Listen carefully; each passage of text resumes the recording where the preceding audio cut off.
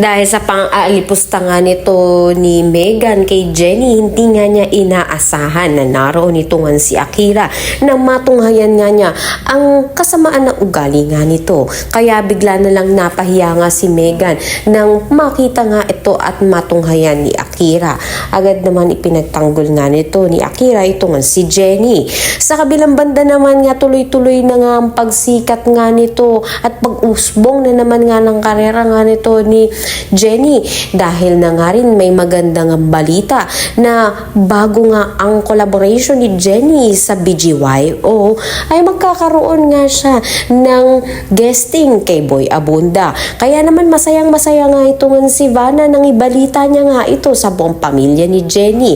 Gulat na gulat nga ito dahil hindi niya nga inaasahan ang mga nangyayari sa kanya, habang itong Yumi ay unti-unti na nga na nayayanig at malaking posibilidad na bumagsak na dahil na nga rin sa kasamaan na ugali nga nito ni Megan. Sa hindi inaasahang pagkakataon naman ay darating nga itong si Amelia sa bahay nga nito nila Minchi, na kung saan hinahanap nga niya ang apo nga niya na si Jenny.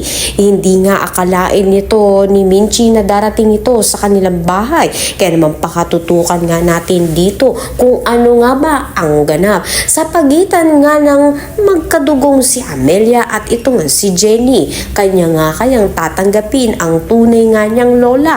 Ang lahat na yan abangan natin. Maraming salamat sa inyong panonood.